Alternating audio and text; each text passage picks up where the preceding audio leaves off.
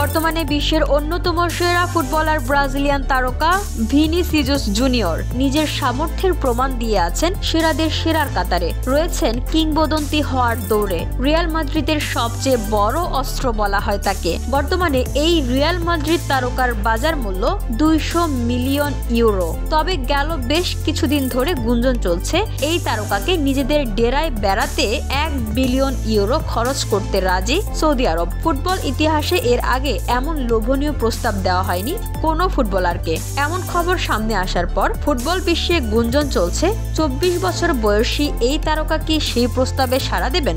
গৌরব না অর্থ, কোন পথ বেছে নেবেন তিনি? এ বিষয়ে ভিনিসিয়াস নিজে কিছু না বললেও রিয়াল মাদ্রিদ কোচ কার্লো আনচেলত্তির মতে অর্থ নয়, গৌরবের পথে হাঁটবেন এই ব্রাজিলিয়ান। গতকাল সংবাদ সম্মেলনে কথা বলেন ইতালিয়ান কোচ আনচেলত্তি। সেখানে ভিনিসিয়াসকে নিয়ে চলমান গুঞ্জন নিয়ে প্রশ্ন করা হলে সরাসরি কোনো উত্তর দেননি তিনি। তার মতে ফুটবল হতে পারে যে কোনো কিছু, তবে তার বিশ্বাস অর্থ নয়, গৌরব বেছে নেবেন ভিনিসিয়াস। আনচেলত্তি বলেন, আমি ফুটবলের সবকিছুই বুঝি। গত গ্রীষ্মে আমি বুঝতে পেরেছিলাম টনি ক্রুস ফুটবল থেকে অবসর নিচ্ছেন।